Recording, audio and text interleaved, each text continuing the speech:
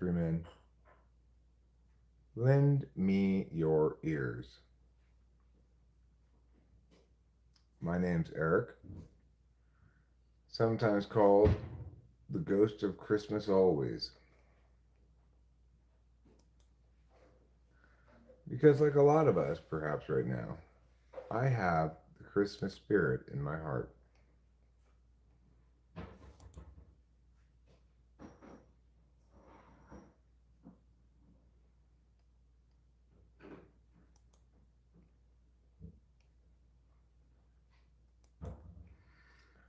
Rachel and I had some errands to run this morning. We went down to Merced, got the keys from the auto shop because when I gave them my car a long time ago, I gave them all of my keys for some reason.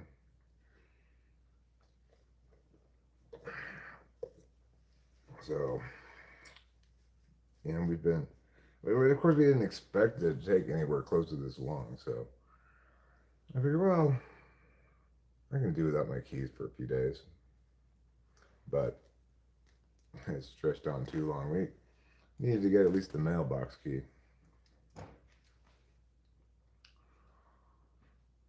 So I decided I wanted to stream when I got home. In part because I want to do a couple of little chores, and streaming typically helps with that. But also,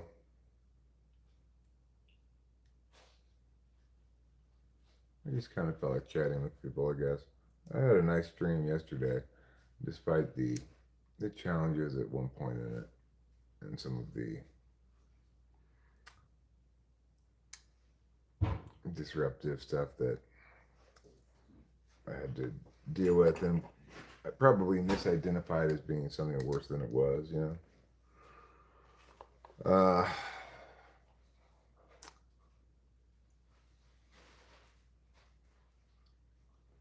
Regardless, I had a nice stream. The mushrooms were good. I mean, they weren't super strong or anything, but I had a good trip.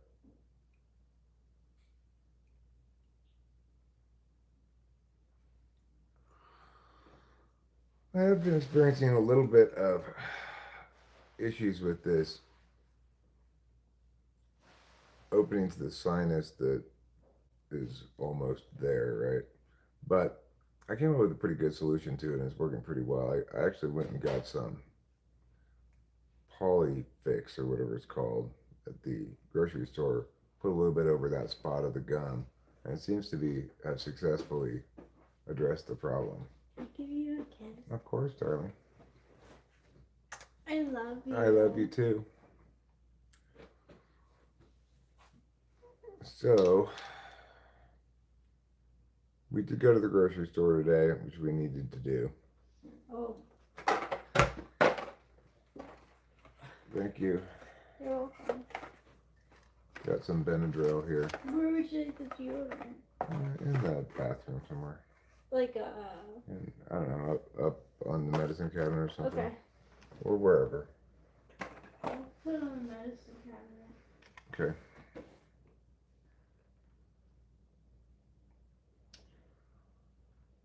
So, the apparent little bit of solvency that I got from this solution for my sinus thing, that's very encouraging. What's your solution? I got some of that polydent stuff and just put it Oh, right yeah. there to kind of cover it up a little bit more. That was good thinking. Yeah. And, I'm surprised he didn't suggest that. well, I mean, it's kind of a weird situation where it is covered over in full, and but it's just like it's pretty thinly so, I guess. So if I put any pressure on in my mouth, including certain kinds of talking, then I'll feel this weird sinusy thing. But this seems to be adequate to prevent that from happening. So that's good. Good. I'm glad to hear that. Yeah.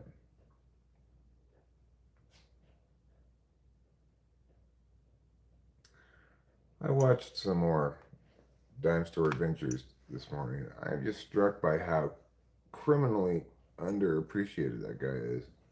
A lot of his videos, they only have like, even though they've been up for 2 years, they might have 15 or 20,000 views. But the people who do like this guy are if effusive in their praises in the comments and stuff. Everyone sort of like, how is this guy not huge? And I don't know the answer to that question either. He's got some incredibly powerful videos. He's an incredible storyteller. Some of them are just so poignant, and others are just funny and, or just interesting. But I watched one yesterday that was so poignant. It was, and the way he put together the story of it was just insane. There's this guy named Bowman. His last name was Bowman, I think, and he was very rich. Made his fortune in the Civil War selling bootstrap leather to the Union Army, I guess. And then afterwards, he fell in love with this woman, married her. They had two daughters, and he was happy and joyous and everything. Then the younger daughter died. Then when the older daughter turned like 23, she died. And then a few months after that, his wife died. And he built this massive monument slash mausoleum to put their bodies in. And he built a mansion across the street from it. And he spent the rest of his life just hanging out with his dead family.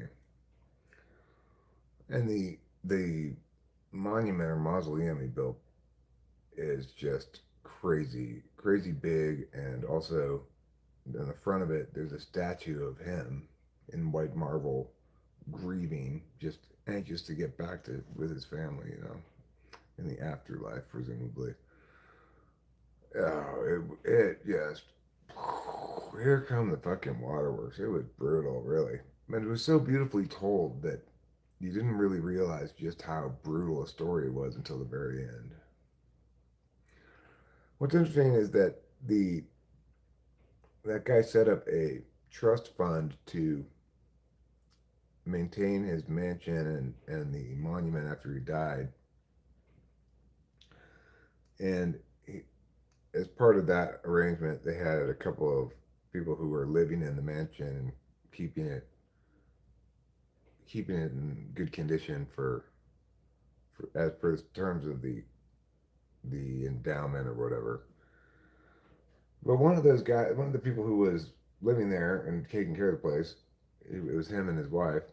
Well, he started making up some stories about how uh, the guy was a believer in spiritualism and reincarnation, and that he and his wife prepared the house for them to return from the dead every day, but they still are still waiting for him to get back from the dead. It turns out none of that was true at all. He was not a spiritualist, did not believe in resurrection. It was just made up by that guy. But that's what that place in that story is now known for, is the resurrection angle. Anyway, I'll pull some bong rips.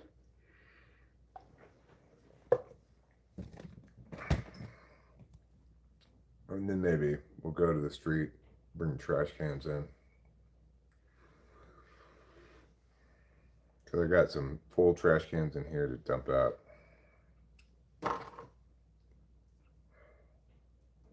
The 3 hour trip we took to go get my keys and Merced, and then we went to the grocery store on the way back. But it would have been a solid 2.5 hours regardless. Just to get my keys. That was fine. It was a pleasant enough trip. I learned about somebody's last name is Fancher. Rhymes with rancher. He's got this massive monument just outside of Merced. I stopped at it today to smoke a cigarette by it because I'm in the rental car, so I don't smoke in the car. And I'd always thought it was a war monument. I guess I just assumed it was because it was so big. It was just for one guy, Mr. Fancher.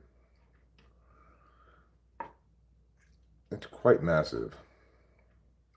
So Rachel and I asked ChatGPT, who is this guy? Apparently, he was a wealthy wheat grower back in the day who left instructions in his will to set aside money for a monument for him, an appropriate monument or something, but he didn't specify what kind of monument. I guess there was a lot of arguing back and forth about what kind of monument it should be. Some people wanting to build a library instead of just a like this massive obelisk thing that they've got.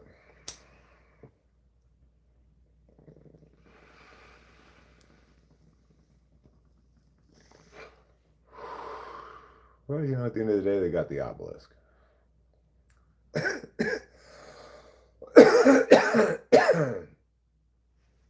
Obelisks were a popular style of grave marker for a while. But I don't know if the guy's actually buried there or not, but it's not in a cemetery or anything. It's like on the corner of the highway, there's a square lot. It seems too small to be a full size lot for anything, but this massive monument is in the middle of it. It says, born 1828, New York State, died 1900, California.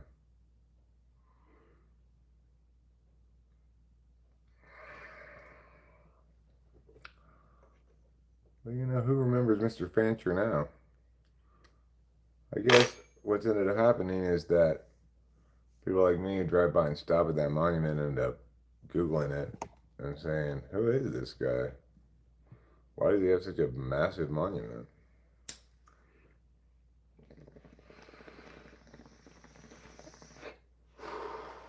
And such he is not forgotten. But when we just asked ChatGPT about his name, ChatGPT didn't know who he was until I added the context of he's got a big monument outside Merced. Then ChatGPT was able to figure it out.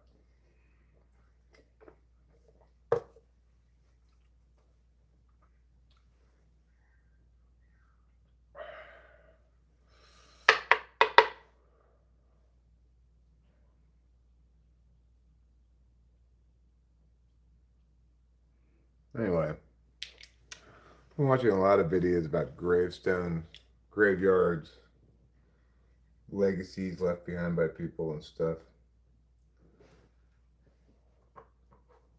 Really kind of makes you focus on mortality a little bit, which is not necessarily the best thing, but learn some interesting stories along the way.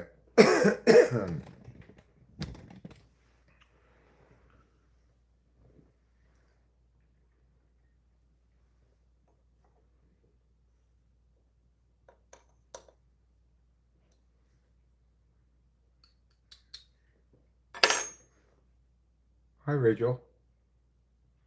Right, we won't forget the monument guy, although I already only remember his last name, Fancher.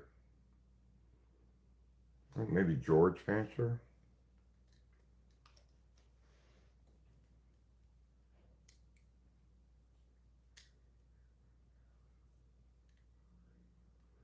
It seems like people put a lot less attention into their final resting spot than they used to.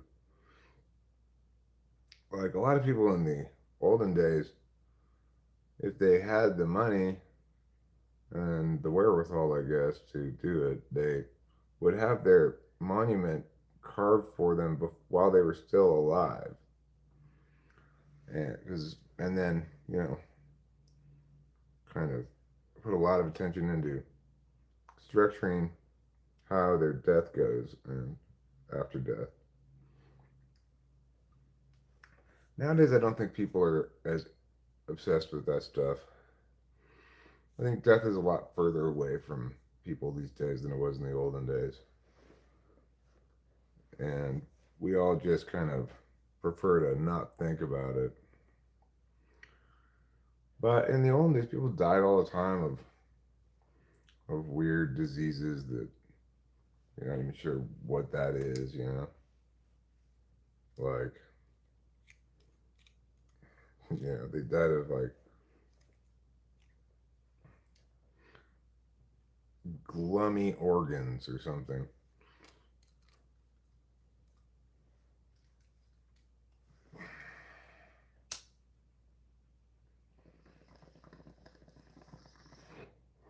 Or they died of the vapors. Oh, yeah, he got a bad case of the vapors and he died. But these days, people, for one thing, they don't lose nearly as many young children. In the old days, a, a lot of children didn't make it past, 1 or 2 years old. Yeah, glummy organs.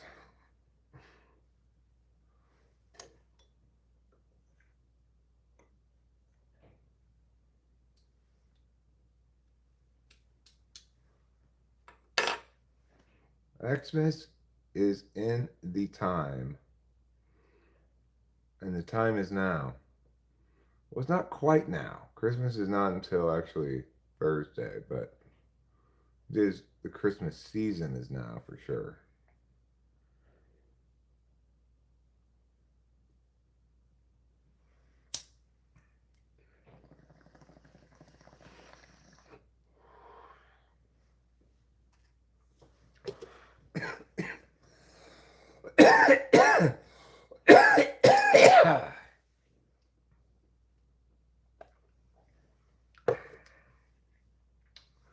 The time is now to celebrate Christmas. Well, in other countries, they don't necessarily celebrate on the 25th, apparently.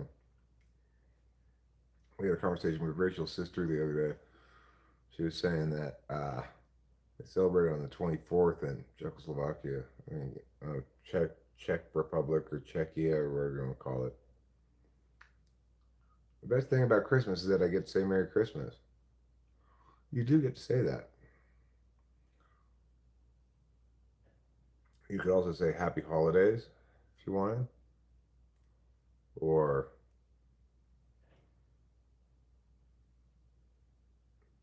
December cheer. That'd be a good expression around the holidays. December cheer to you.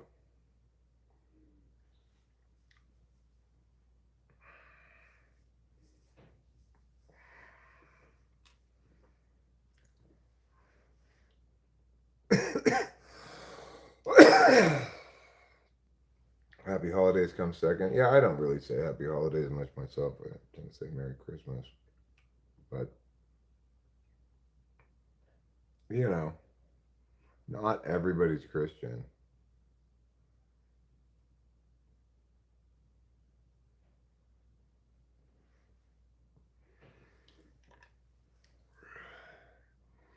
Season giving is here is third.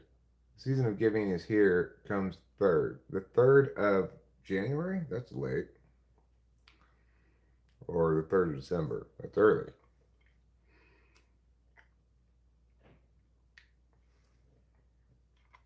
No, I'm not putting cap, but I'll put it on in the background.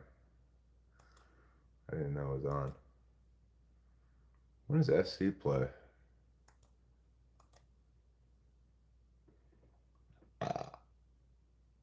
31st, I think.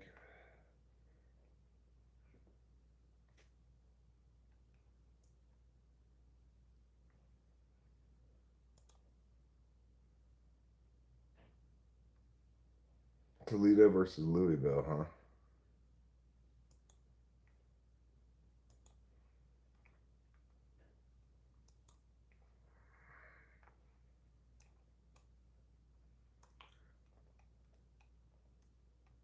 It's the holiday season, the holiday season. Ba-bam, bam, bam, ba-bam, ba-bam, bam. Yeah, I'm not sure what happened with that Putty Cat. I really don't know. It could have just been me misinterpreting a couple of things to thinking that he had hacked into an account and he really didn't hack into anybody's account, or he might have just hacked into Hero Lambs and not Fly Guys. I apparently did misinterpret. Fly Guy did what he thought was restoring a Hero Lamb alt account But I didn't think it was a Hero Lamb alt account. I thought it was that guy. And anyway, the point is, it's solved in the sense that that's beyond the high water mark now. It's like whatever else happens from that guy is going to be of less significance. Additionally, if he comes around again, I'll use the chat moderation function that will hold his chat so that we won't be able to spam shit.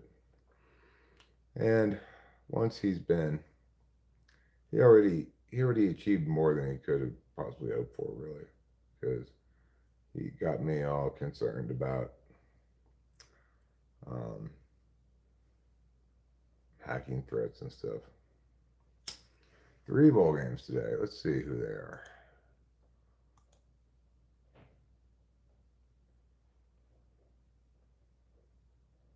College football. Netflix is going crazy with Stranger Things. You mean they're going crazy um, in terms of the plot, or in terms of the marketing, or what? So we got Western Kentucky versus USM and UNLV versus Ohio later today.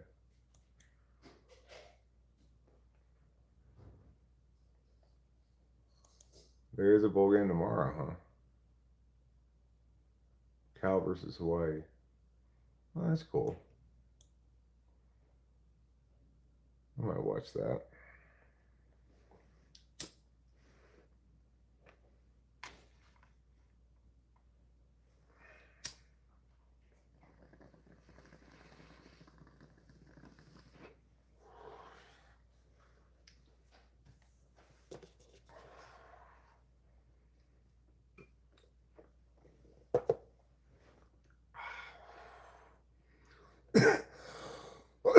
Well, this at least this is a one-score game at halftime, but you still don't watch it. We're not watching the new season right now either.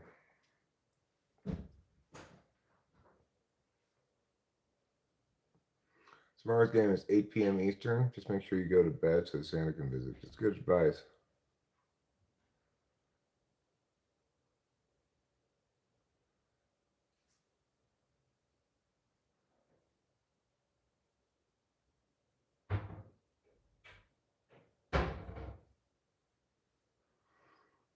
All right. Well, let's go get the trash cans. I guess I'll wait till the half's over. I think maybe I should smoke a joint too. It's like it's kind of challenging smoking bowls because it's just constantly getting clogged and stuff.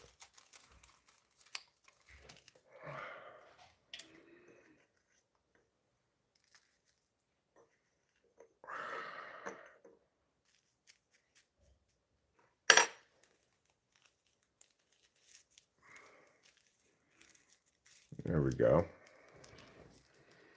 We'll roll this bad boy up like Jacob DeGrupp. Hunter Biden said he is $15 million in debt. I mean, how did he get to be $15 million in debt? Who would loan him $15 million? What's his income?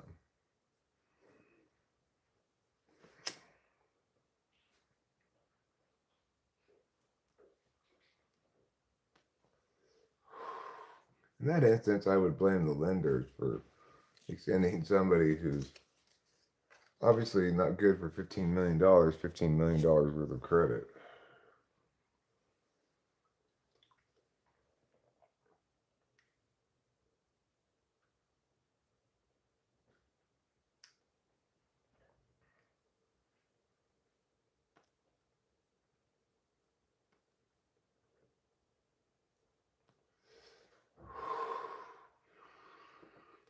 I mean,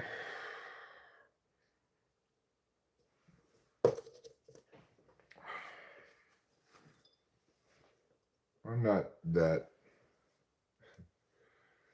eager to defend the recuperative powers of lenders, because the reason they can make money lending money is because they take on risk.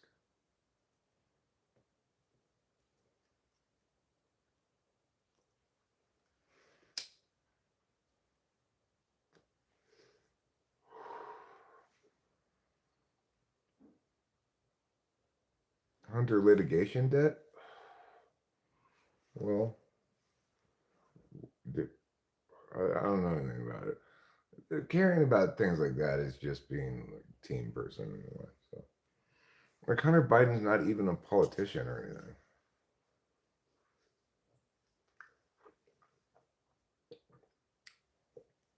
Right. You don't pay your mortgage, they'll repossess your house.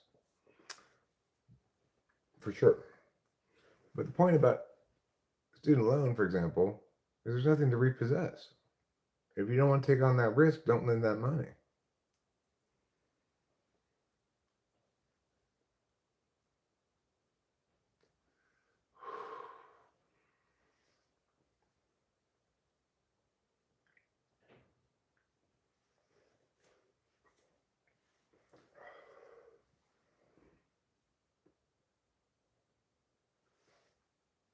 Like in most kinds of credit that are extended,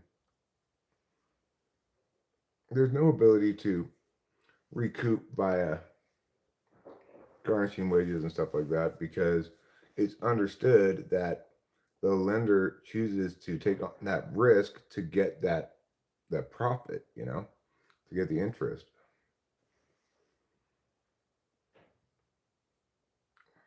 So no, I'm not in favor of things like debtor's prison.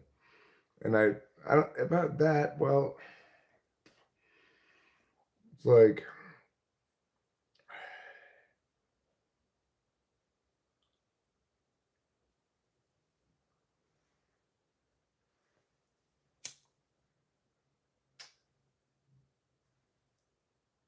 nobody should take a loan to go to college anyway. But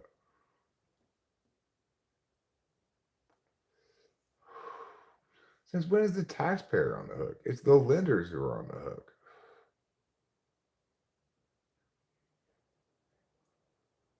And the lenders should be on the hook. Because, like, for example,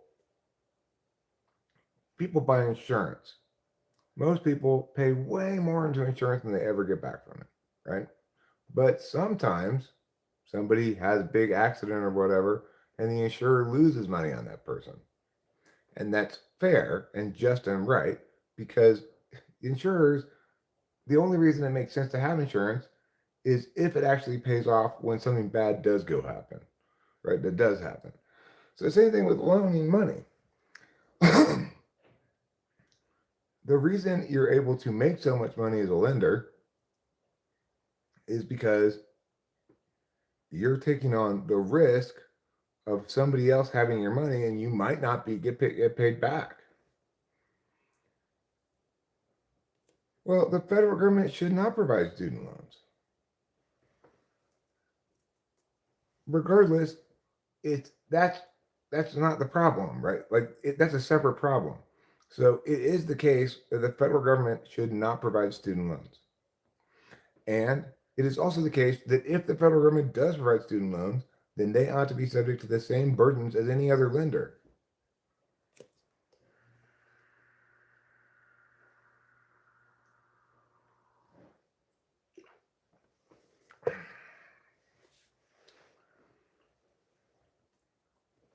Just imagine the analogy um, where Congress wants to garnish the wages of people who receive large insurance payouts because the insurance company lost money on them.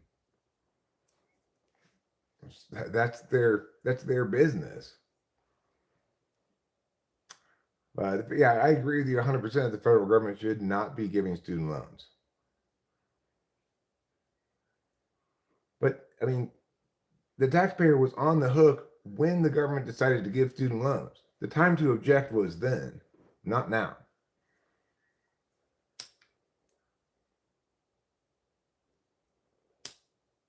So was that a terrible idea? Yes, it was a terrible idea for the federal government to give loans. That's not within the purview of the federal government's enumerated powers, obviously.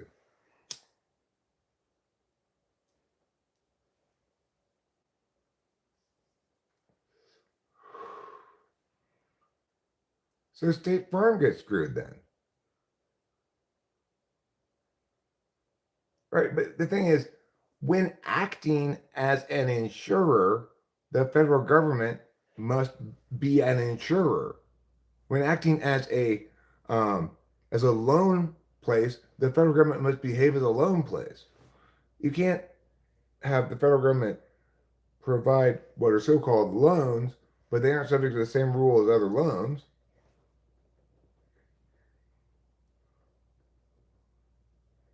You do whatever you want, pretty good. You just see what happens with the federal government. I don't know.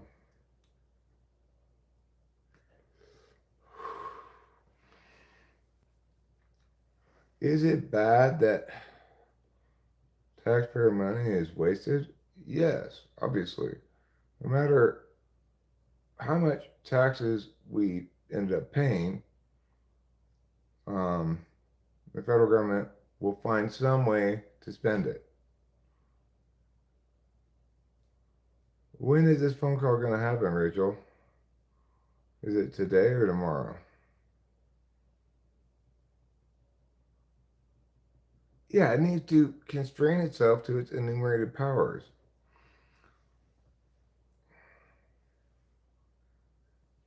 We need to remember that the government is,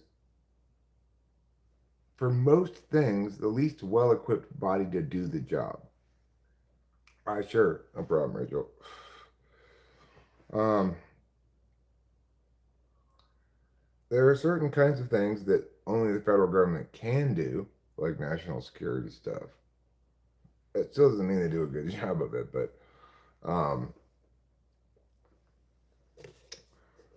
but for things that the private markets can do, then that's those the things government should not try to do.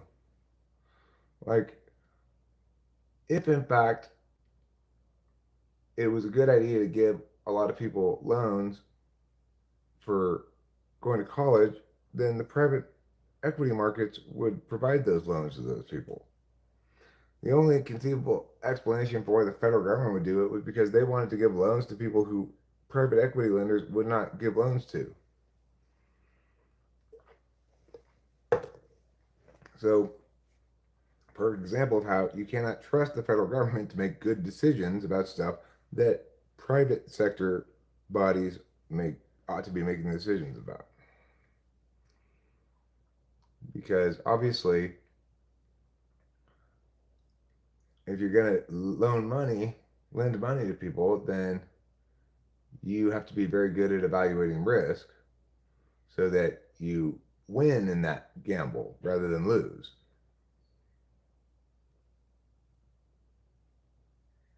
And it's possible also the federal government was offering unusually low interest loans or something, so there's not any profit in really in it for them anyway. So it was just a bad idea.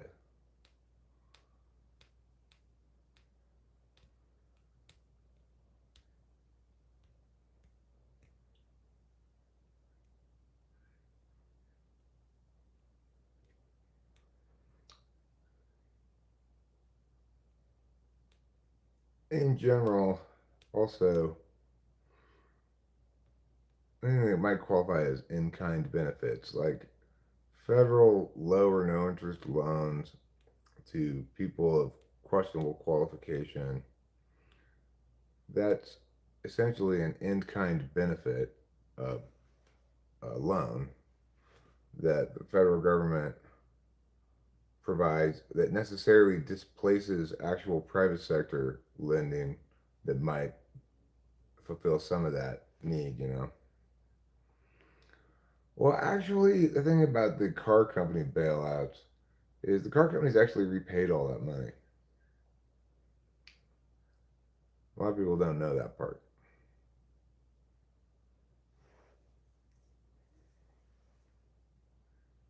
It wasn't a very long time before the car companies repaid all that money. I don't think that's necessarily the case with the banks.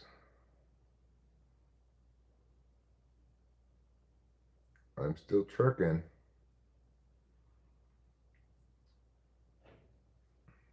I guess I am.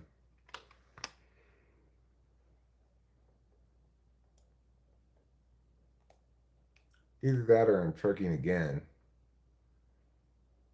That's possible.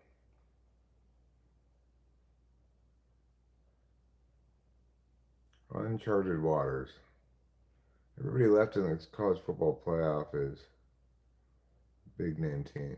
So we're going to see some big name matchups here. Hello, Amber. I can think of a few different Ambers that have been around the channel. I'm not sure which one you are.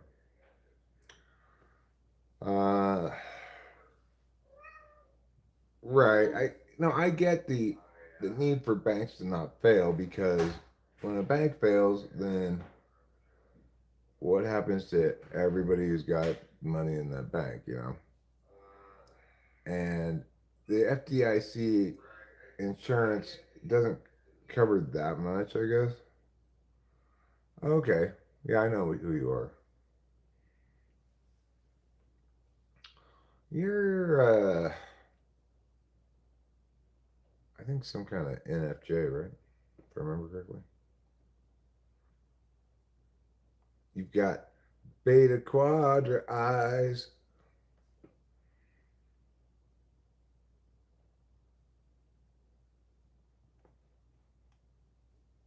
Yeah, I am still trucking. Not really making type police videos very much anymore, but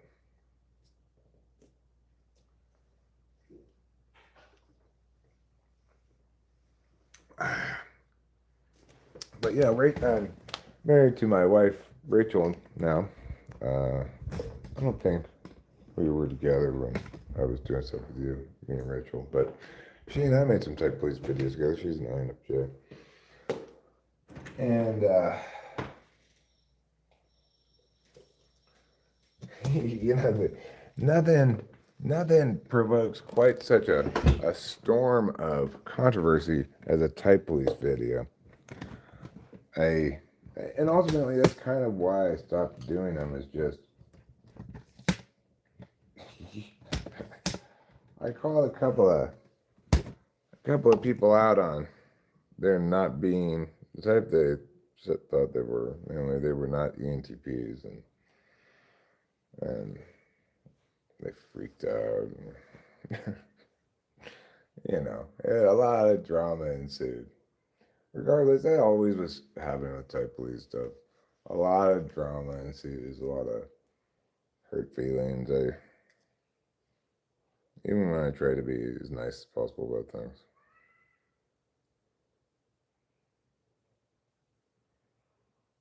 Oh yeah, they get real ornery.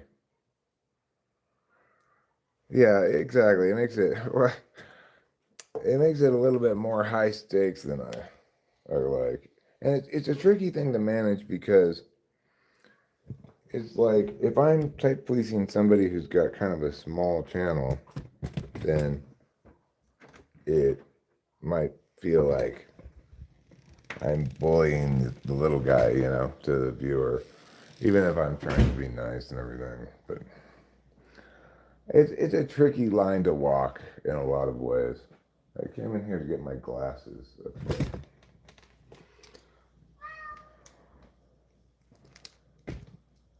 Hi, kitty. We're not going to watch you eat right now. We're going outside, we're going to have a cigarette, and we're going to get the trash cans from over the street.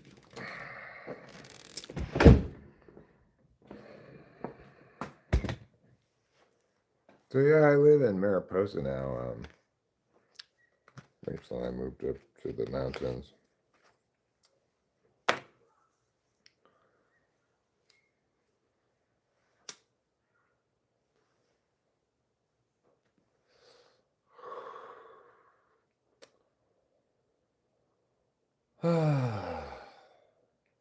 It's been a long December. It's been a bit of a rough December.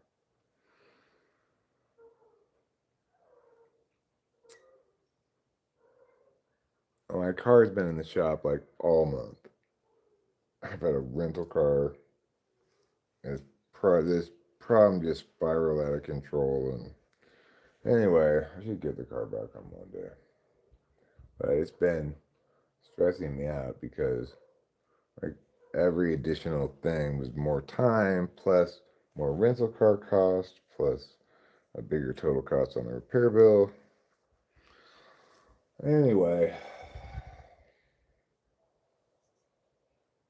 it is what it is. Yeah, it's like I can't function without a car, so fascinating. Above from Hunter? Let me see. Uh,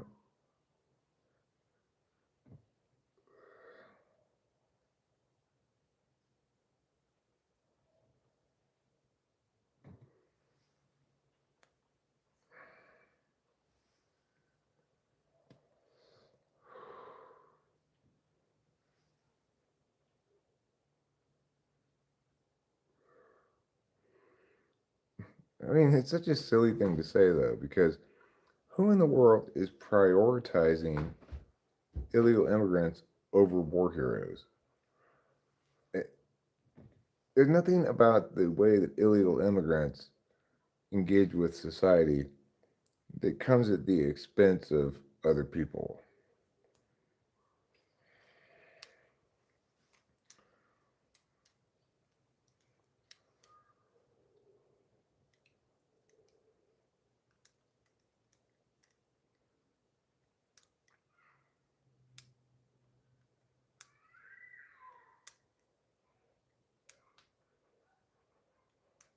I mean, I get the idea of being opposed to immigration in general on the grounds that the country's crowded enough. We don't need any more people here.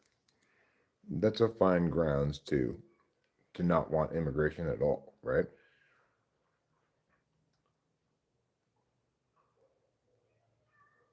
I keep expecting it's been 1 week since you looked at me, cocked your head to the side, and said, I'm angry.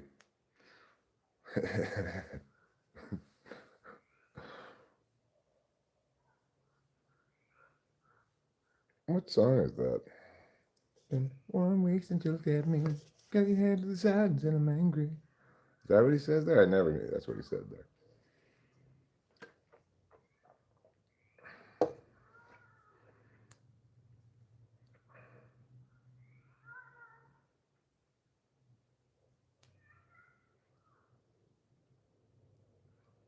Why are they staying in hotels?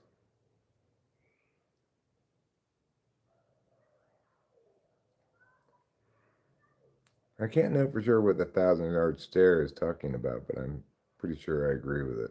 Chickadee China, the Chinese chicken. Well, look, the point is, if people want to get rid of illegal immigrants and stuff, but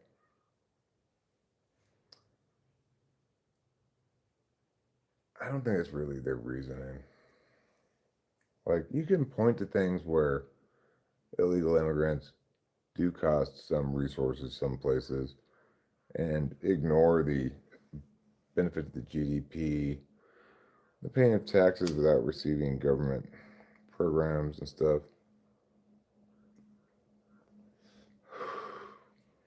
Or you could ignore all the less concrete things, like a lot of these people are ingrained in various ways in their community and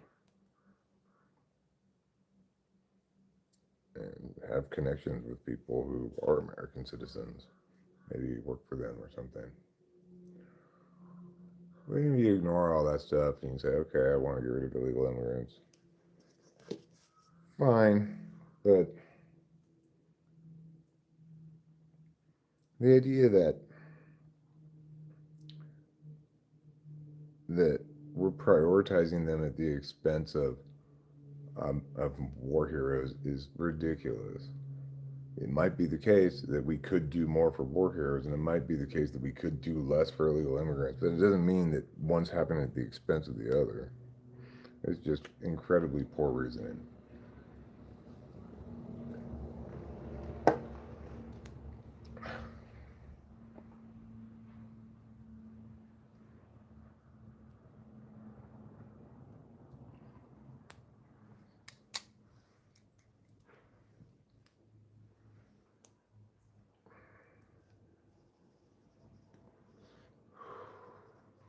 Bare naked ladies, huh? Did you know they discovered fungus which infects its host and controls its brain like a parasite? I did not know that.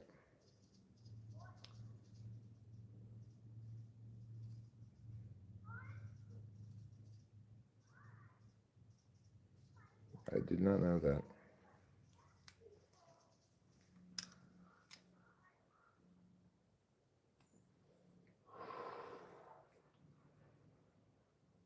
Anyhow, I don't really care about the immigration thing very much.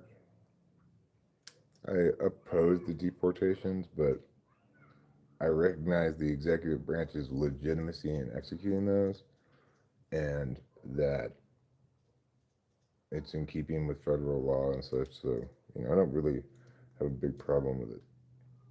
But not something I would do. And it's also the case that I think most of all, people use immigration as a culture war wedge issue. Therefore, obviously, I don't like the idea of having a strong position on it either way. Because, it's like a lot of things. There may be some legitimate policy differences between so called left and so called right. But mostly what people are interested in is the emotional interplay with this in group, out group thing that they got going on. I don't like that at all.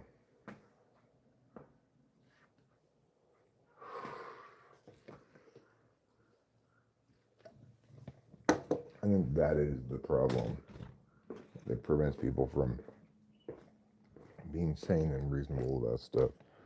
They're too busy being mad at the other people for being insane and unreasonable.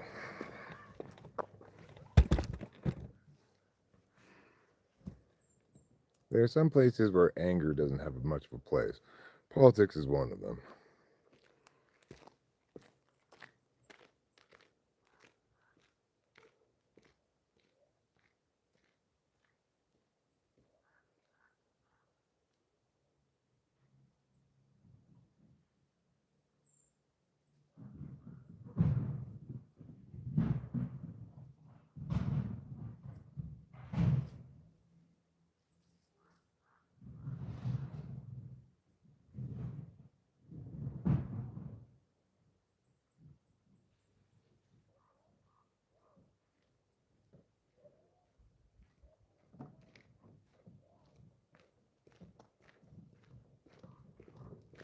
I'll be back for you.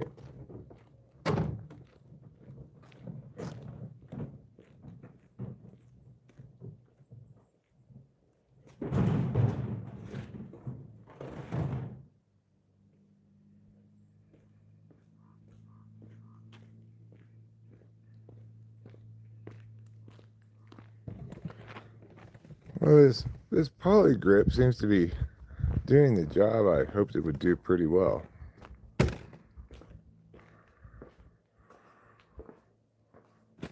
Oh, it's raining down there? It's not raining up here yet. Supposedly we got a 50% chance of rain today. We're going to get 2 inches of rain tomorrow. That's what the weather forecast said this morning.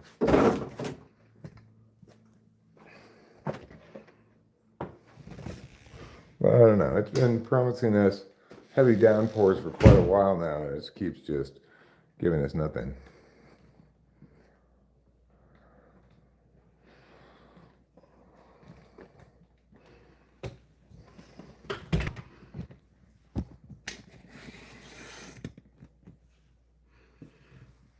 I'm starting to accept God into my life because I feel that believing in a higher authority makes me behave and be mired and be Meyer pro-social, more pro-social. Um, I think that you know everybody's got to make their own decision about faith, and I personally am a Christian, but I don't tend to advise others either way about the matter. I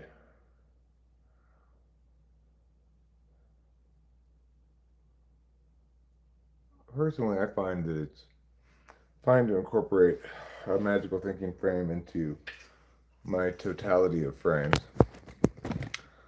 and it doesn't cause me to be irrational or anything. As to whether it makes me more pro-social, it doesn't have that effect on me, but I can see how, it depends on how you execute your behavior of prayer, you know.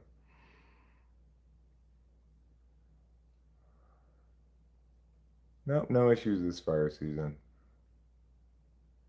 We did have maybe like one little tiny fire not too far from us, but it was a very cool summer. We had unusually low um, electricity bills for the summertime because we didn't put on air conditioning as much as we normally would. Well, thanks, motivation athlete. No, I didn't even hear anything about it. We're several hours from the Bay Area.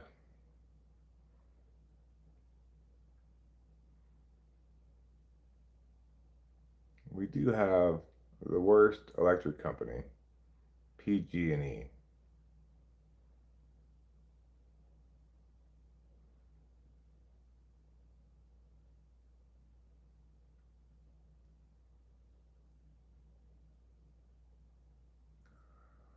I don't know about that, Amber.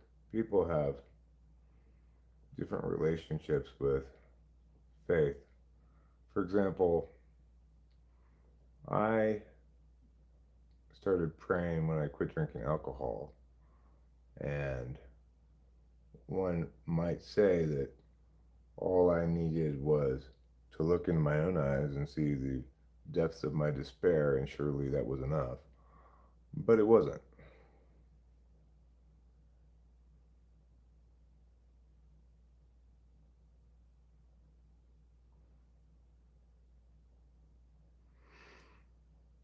For me, you know, maybe it is for others, but when you're talking about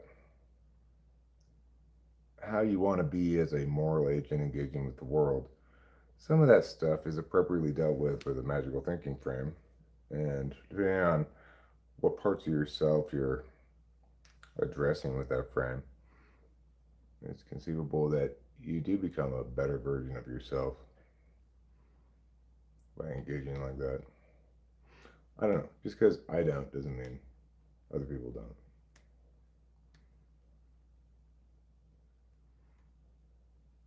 I am a more moral person than I used to be, and kinder, more compassionate and stuff. But that doesn't have anything to do with Christianity. That has to do with suffering myself. It also doesn't have anything to do with me looking in the eyes of others and seeing suffering. It has to do with suffering myself and then being able to empathize better with others.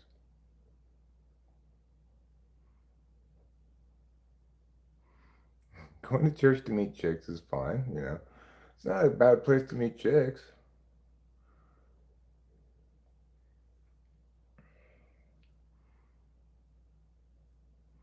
Everyone in the Michigan football department knew that his former coach was boning his assistant. Well, I put up a song about that. I don't know if you were here when I originally played it, but I don't know if you noticed I put it up as a short as well. Stop boning your assistant, I believe is what the song's called. Wow, that's crazy. That ball flew all the way. The quarterback like threw it downfield. It hit the receivers in the helmet and bounced all the way back to one of his linemen. Quite an unusual.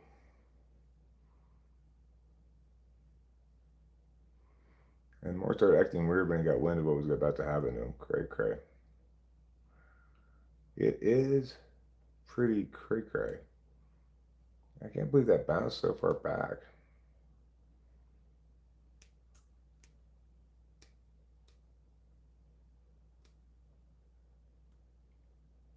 Who knows why people are the way they are? Like that guy, he was coaching Michigan. He had this high-paying job. He had a family at home and everything. And he was just like, and I want to bone my assistant. Just, what is wrong with you?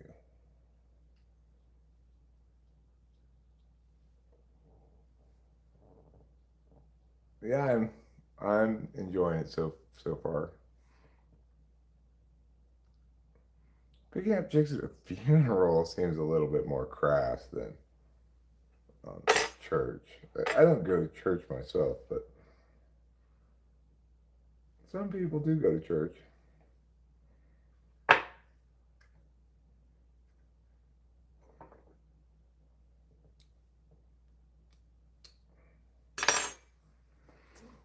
I think uh, that I just couldn't possibly sit through it. I don't think I'd see the point. Because whoever was talking about God, I would feel like I should be talking about it instead. This guy doesn't know what he's talking about. That's what I would think. But, I don't really want to talk about God myself because I don't believe in evangelism.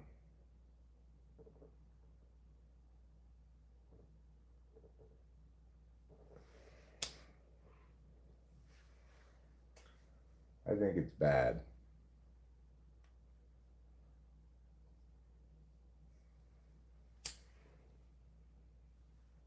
Down syndrome Jesus. I am fictitious. That's okay. You can be fictitious.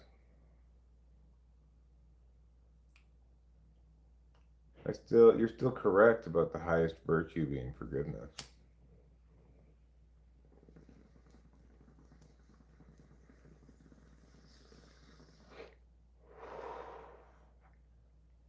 Oh, well, if he did mean it like that, then ignore what I said.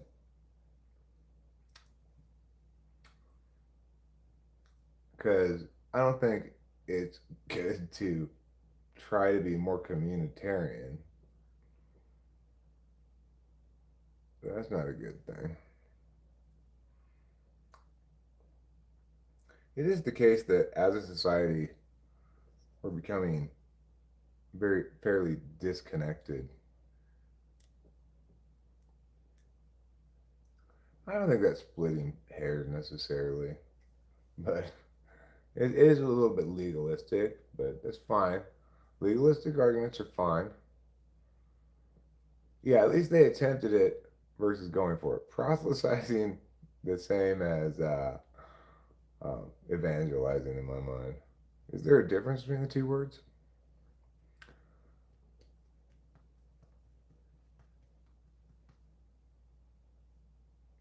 Polymerizing is fine.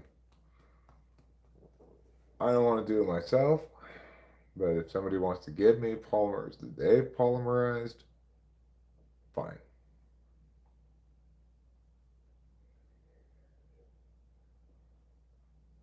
Because you know what I've always said? Polymers, schmolimers. I have a long history of saying that.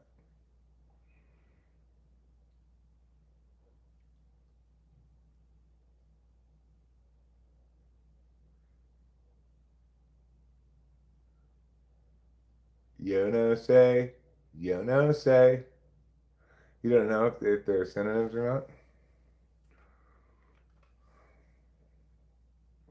I could look it up. Is that how you spell it? I don't even know how to spell. What a hard word to spell, huh?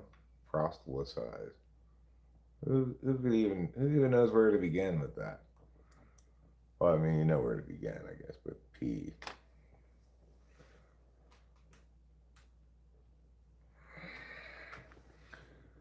Is evangelize synonymous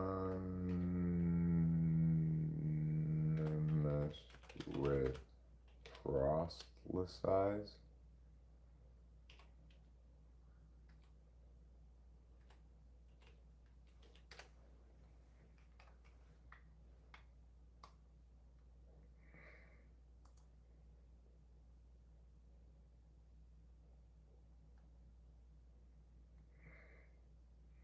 Let's see. Evangelize generally means Christian. Proselytize refers to any kind of religion. Okay, so that's good to know.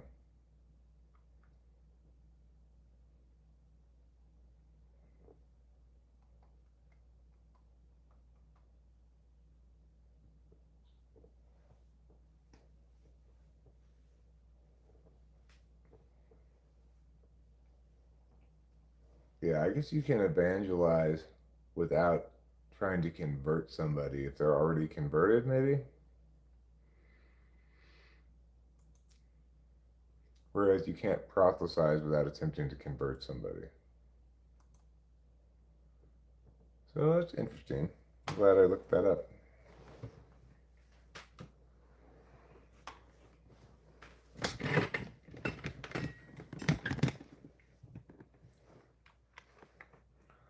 Now let's read about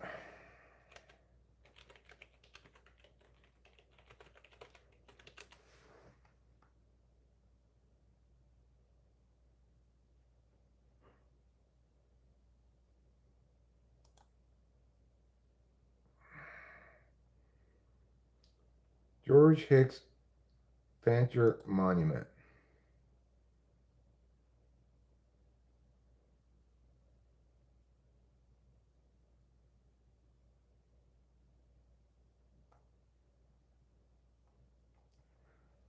What?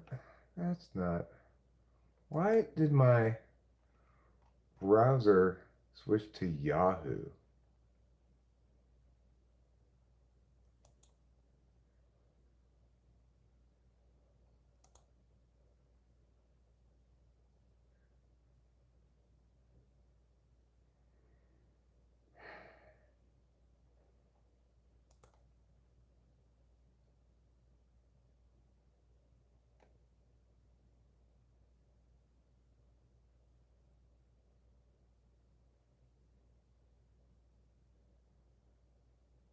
Hmm.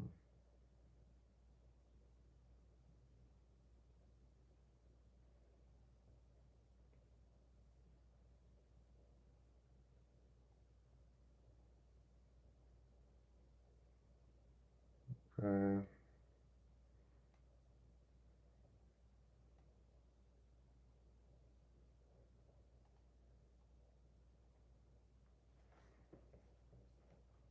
how do I change this?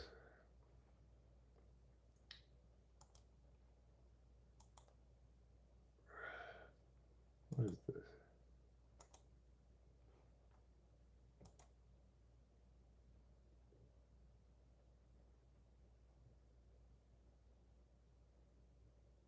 Where's my default browser thing?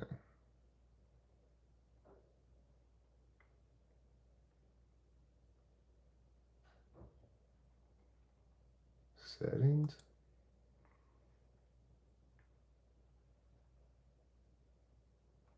Default browser. I mean, default search.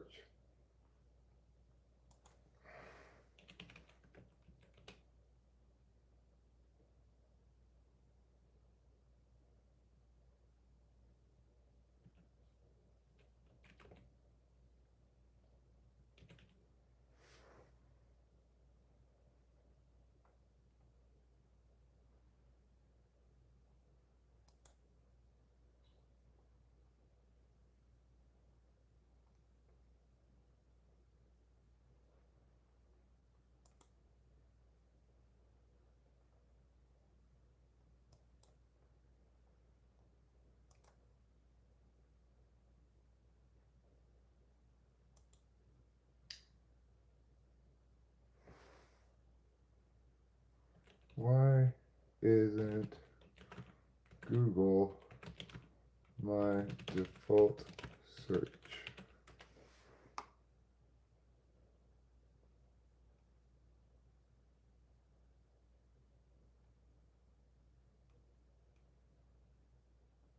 Alright, check your browser's search engine settings. It seems to be working now. I think it was that package tracking thing I had installed.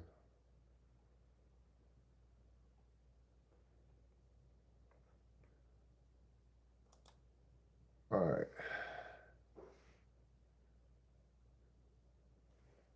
is Google now my default search? Yes,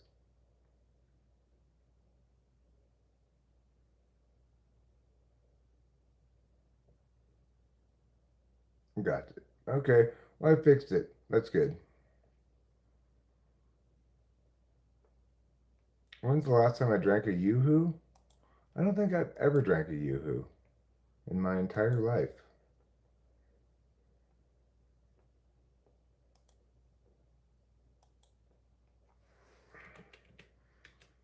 Now I can search for this properly. Fancher Monument,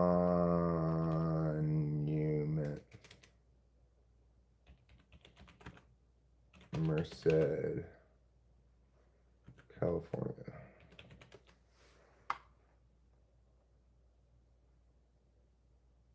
Atlas Obscura.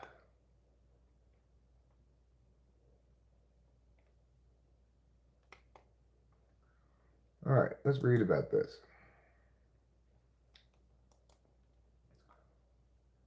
The huge granite obelisk that towers over a small California town. One of California's more mysterious landmarks, the George Hicks Fancher Monument, is a testament to one man's dying wish. Fancher was a wealthy California rancher, and he made sure people would remember that.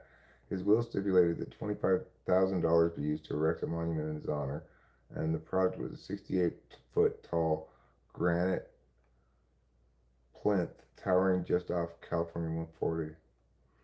When the obelisk was being planned, a local school teacher even lobbied to use the funds to build a library in the small town, but this was vetoed by Fancher's surviving family. To this day, the huge gravestone stands, maintained by a trust, and the small town of Planada remains in its shadow. Huh. You like Atlas Obscura? I'm not sure I've really been here to this website before. But that was interesting.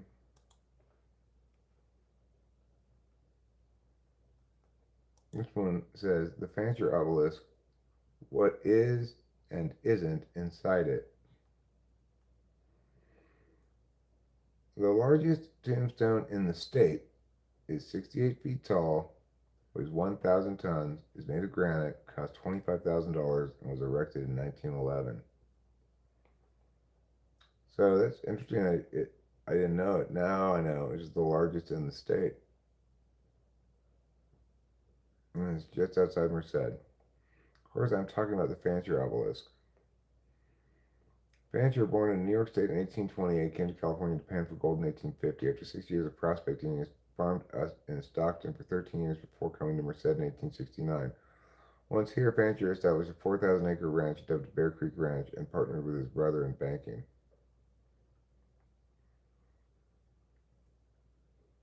I have not been to those underground gardens, but I've seen some videos about them. When Fancher died, he was buried on his ranch and left his estate to 17 heirs, including siblings, nephews, and nieces. Upon his death, Fancher had one request: I set apart from my estate for my funeral expenses and proper interment of my remains a suitable monument to my memory, $25,000. His heirs disagreed on what a suitable monument would be. One idea was to use the money to build Merced County's first library, calling it George H. Fancher Memorial Free Library. Fancher's brother opposed the library idea and insisted on using the money to build a massive tombstone for his brother's grave. A legal battle ensued, reaching the California Supreme Court in 1909. The court ruled that Merced couldn't use the money for the public library. Thus, the Fancher obelisk was constructed using the local granite Company, Raymond Granite Company, and granite from the foothills there. It was completed in 1911. Being the giant monument it is, many a passerby has peered at it on the way to Yosemite, and it beckons many questions. Today I'll answer one of them. What is inside the Fancher obelisk? The giant monument is said to have all sorts of things inside. Fancher's favorite furniture, books, limbs of fruit trees, wheat, and other things Fancher values. But Stephen Fancher, who is the great great nephew of the Fancher buried beneath the obelisk, said the story passed down in the family says otherwise. There are a lot of stories about things that were supposedly buried with him. As far as I know, it's just the wheat and the branches. And Stephen Fancher clarified, I don't think there's anything inside per se, I think it's underneath. The obelisk was built upon Fancher's grave, and the items he valued were buried with him, Stephen Fancher said. Fancher, a 63-year-old from Merced, said he's been asked about the monument all his life because of his last name. Once, one of his professors at Merced College even asked him about it in front of the whole class. It's interesting that part of my family is remembered in that way, he said, but it's not like I knew the guy or anything. This isn't the first time the obelisk has been addressed in the Sun Star, and I doubt it will be the last. About 5 years ago, Sun Star letter writers complained about the upkeep of the obelisk because it stands on private property. It's property owner responsibility to take care of it. I mean, it may be on private property, but it's like it's in like a small vacant lot that you can easily drive into, and people do drive into and look at it like I did today. So it's not like fenced off or anything.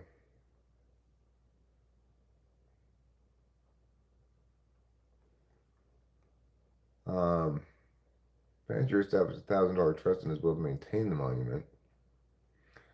Robert Laura, a former attorney who lives in San Jose, is the trustee of the property. In previous Sunstar reports, Laura said he wished Merced County or a historical society would take over the property and maintenance of the monument, but Merced County and the Courthouse Museum have worried about the cost and liability surrounding the monument. Huh.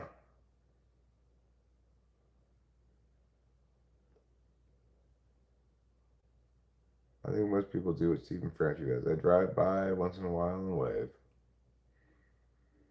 I thought it was a war monument this whole time. I've driven by it many times, but I guess I never stopped and looked at it properly because I just assumed it must be a war monument.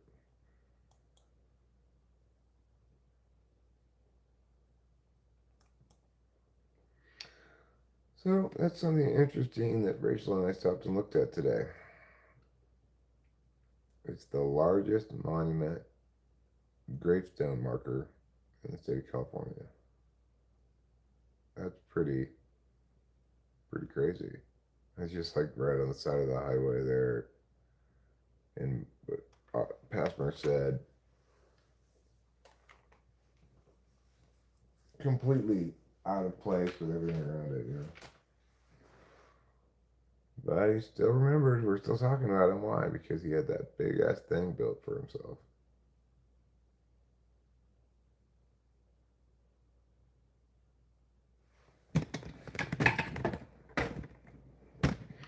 I'm sure there were people from the past in the same time period whose lives were more interesting and worth remembering than Mr. Fancher, but because he built a big ass obelisk, it's 68 feet tall. Biggest grave marker? I think so. Because apparently that's where he's buried too. Right there.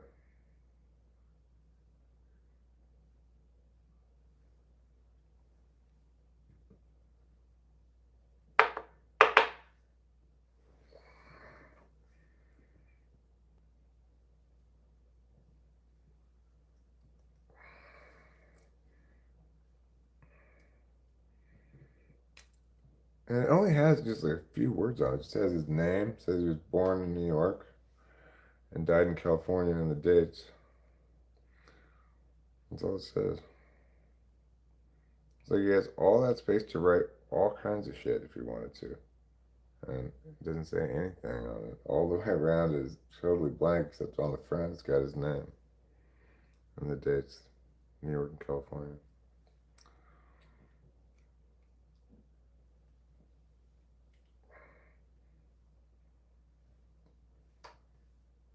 like if you were gonna build a big monument like that, why not take advantage of all the writing surface space?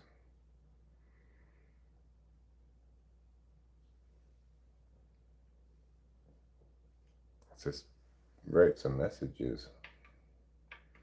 Like what would be fun if you were gonna make a big grave marker is to have one that made predictions for the future. Like I believe in 50 years. Oh my god, that guy looks just like the guy from Key and Peele. I cannot. Oh, that is him. It's got to be him. Who else could it possibly be? Okay, I thought they were interviewing the coach, but no, they're actually interviewing that guy. He just happened to be at the game because I guess I don't know if he's working for Bush's Baked Beans or he's showing the trophy right now. All the beans and the trophy.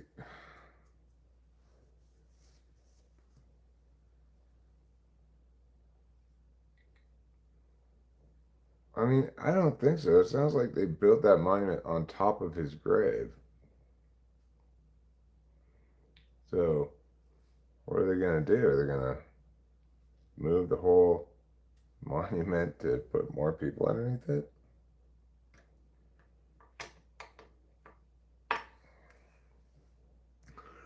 But yeah, I don't really think people are so concerned about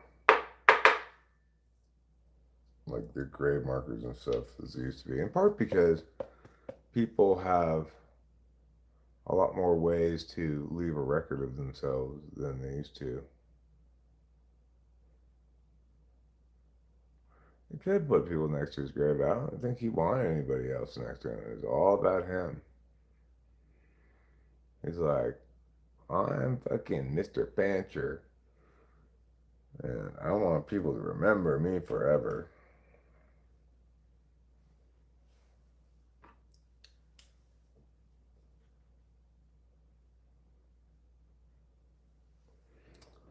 Ay, ay, ay. This is cloggy, cloggy, cloggy clogs.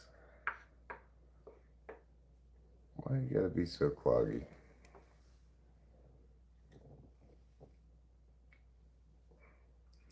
If you wanna be so cloggy, you gotta get with my friends.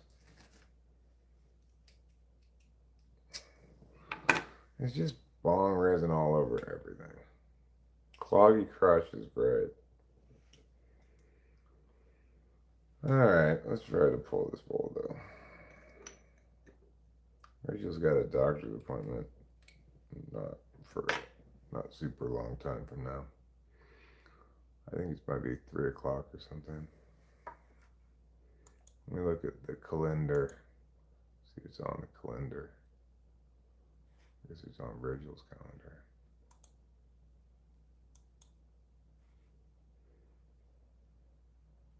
I think it's 3 o'clock. I don't know, I don't see it. I don't see it on the calendar. Yeah, telehealth. Telehealth is right.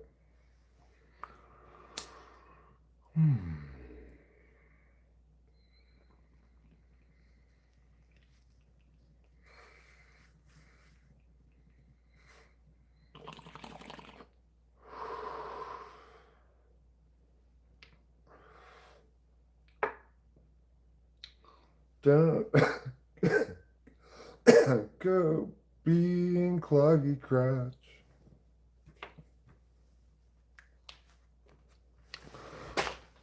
Okay.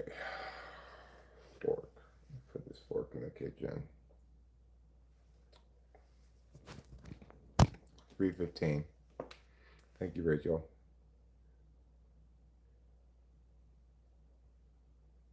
Sure, you do you, Keisha.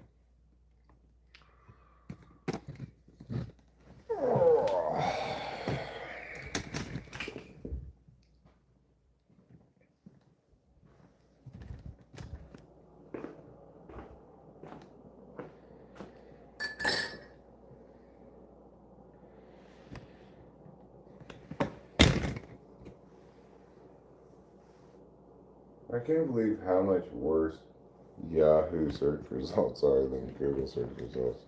I had that browser extension briefly to track my UPS packages. It switched my default search to Yahoo.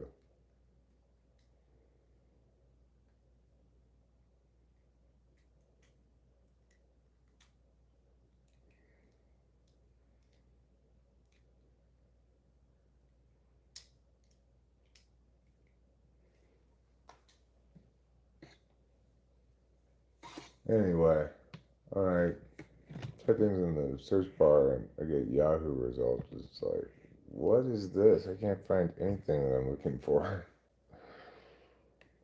I actually I'm quite fond of the AI results. You know, it's true that you end up kind of bypassing some of the regular search results because of the AI, but in terms of convenience for Eric, I like the AI summaries in general. No, that's my father was Dr. James Bond. I'm just Mr. James Bond. Your goldfish drown, huh? I guess they must not have been very good swimmers. Not all goldfish are created equal. What do I do with my cigarettes? Probably left them outside. Probably the same thing I did with my coffee.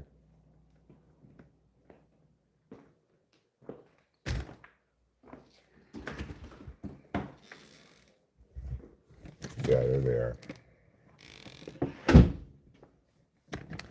Let's go stand somewhere where there's some trees behind me for nice looking background. Feel a little bit inspired by Dime Store Adventures.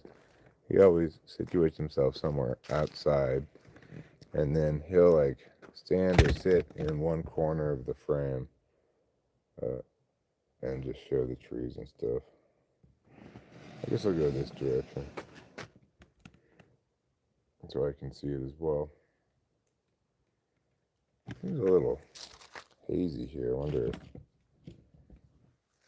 that needs a wiping. Seems a little better.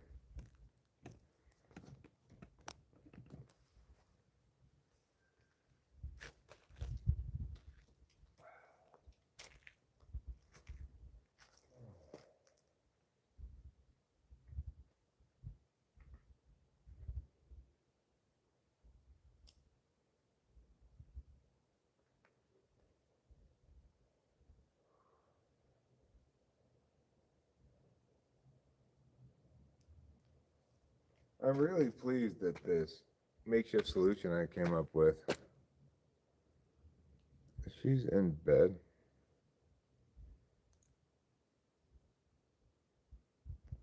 Or in the bedroom anyway.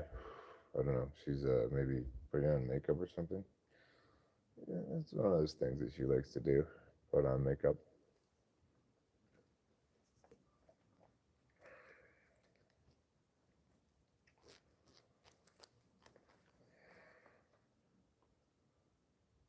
Am I going to sing? I probably not today because I've got this bit of a iffy spot in my gum slash jaw here where I'm waiting for the bone to fill back in to close up the sinus properly. Till then, it's a little fragile. I can feel this twinge of sinusy stuff if I put too much pressure or suction in my mouth. Including certain kinds of talking is more likely to make it happen. But I did come up with this excellent solution. I got some of that poly grip, which is like Fixodent, basically. It was a little bit cheaper. And I put some of that over that spot, and I haven't had that problem since. I do know you well.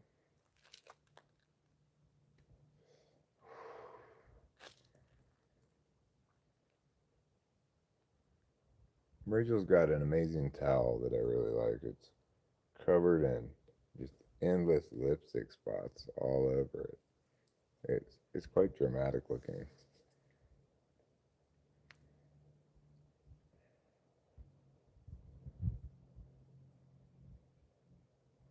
some point you're gonna have to just throw it away and start a new towel up. I think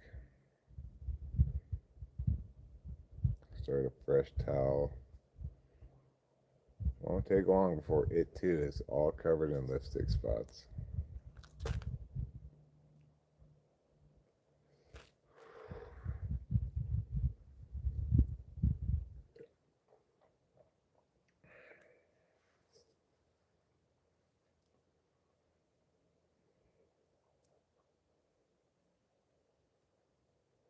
I'm kind of stuck in this limbo still of I can't like behave with a normal level of abandon or carelessness because of this dental stuff.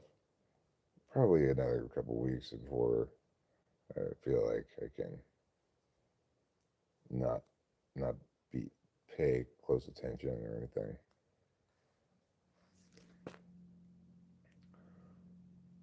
And of course, I'm also in limbo because the car's still in the shop. But at least I have a destination time. It'll be done by Monday. So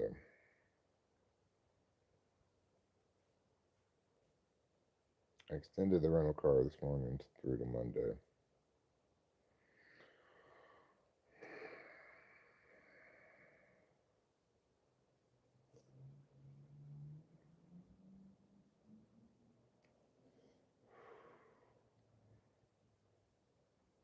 There's something happening. Oh, that's right. Monday, June 5th. I need to put that on the calendar. I go to the dentist again Monday, June 5th.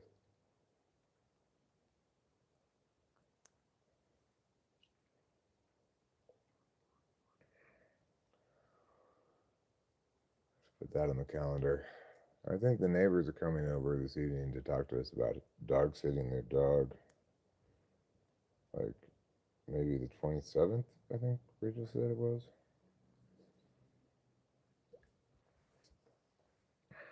I'm kind of looking forward to that.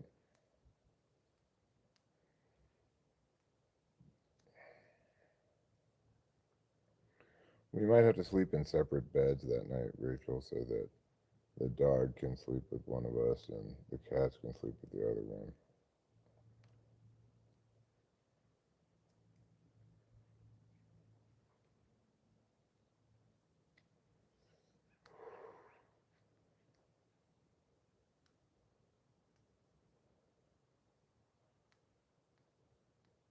We'll see how restless Lulu is trying to sleep in a different house. That normally isn't how they do things. They normally get a house sitter to go to their house. So we'll see how smoothly or not smoothly this works out. The dog may be spending the whole night saying, I want to go back to the house next door.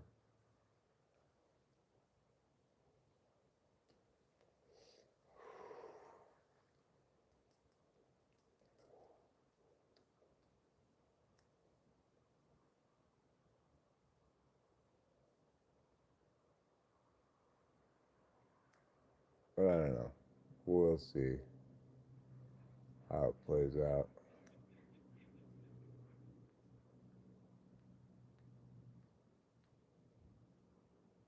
She's a good dog.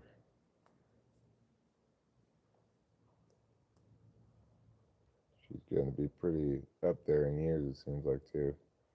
She's got kind of that arthritic walk that older dogs get.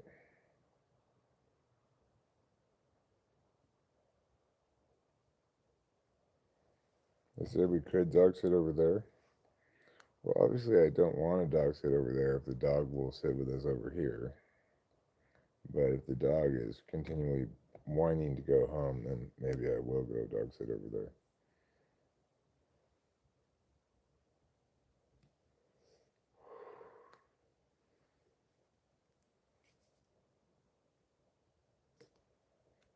I guess I'll talk to them about it when they come over.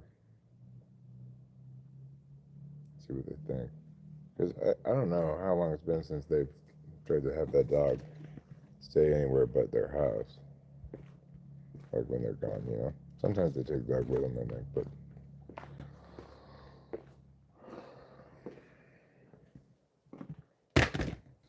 we're asking, we're trying to teach a dog a new trick, that might be a problem, you know. Old dogs and new tricks apparently don't go together.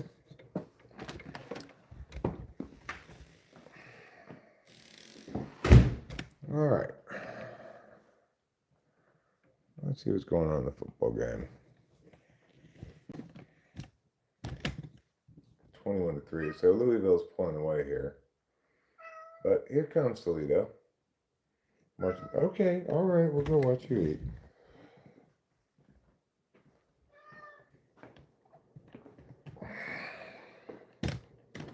He needs a little more food on his plate. Who wouldn't like it when there's not a nice sized pile of food on his plate?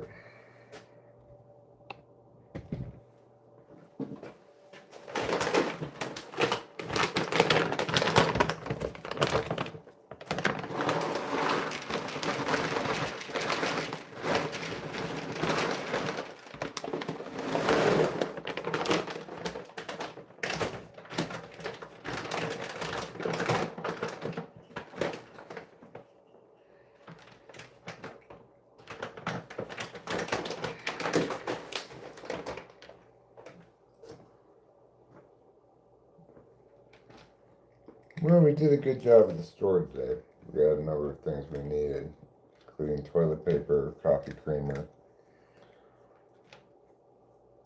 They were out of, well, the only half and half they had went out of date pretty quick. I didn't want to get it, so I got heavy cream today. That should make for a very creamy cup of coffee. Maybe I'll pour myself another cup of coffee right now.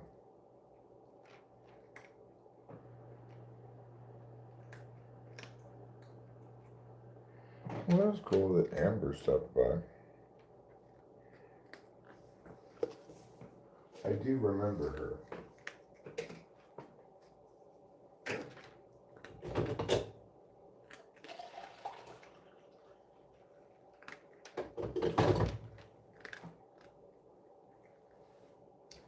Bit of a blast from the past. Haven't thought about her in a long time.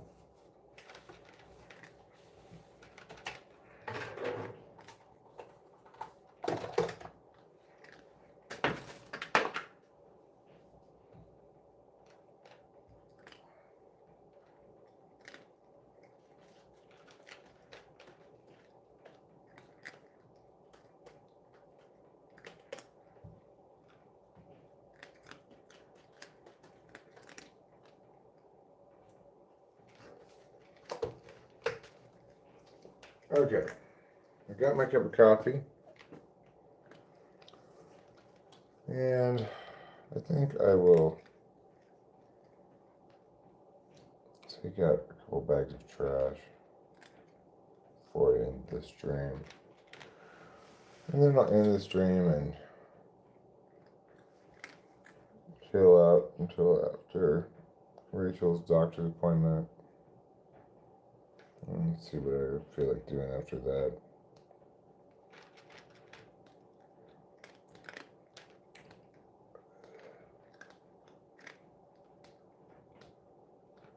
What an impressive eater you are. Look at you go. You've mastered the art of swallowing food.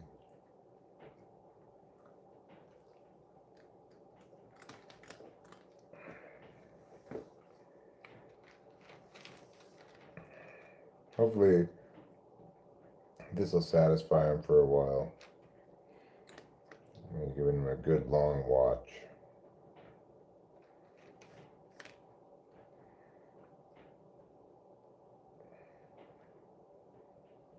Are you full?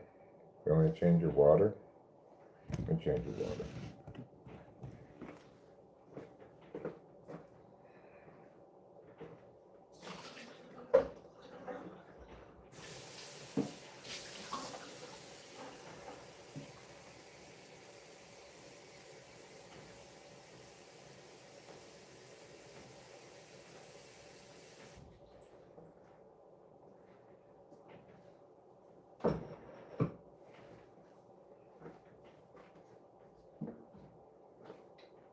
Go ahead.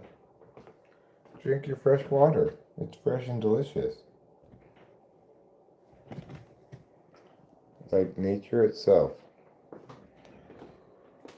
Okay. I guess I will wrap this stream up and maybe stream again later. Thanks. Bye.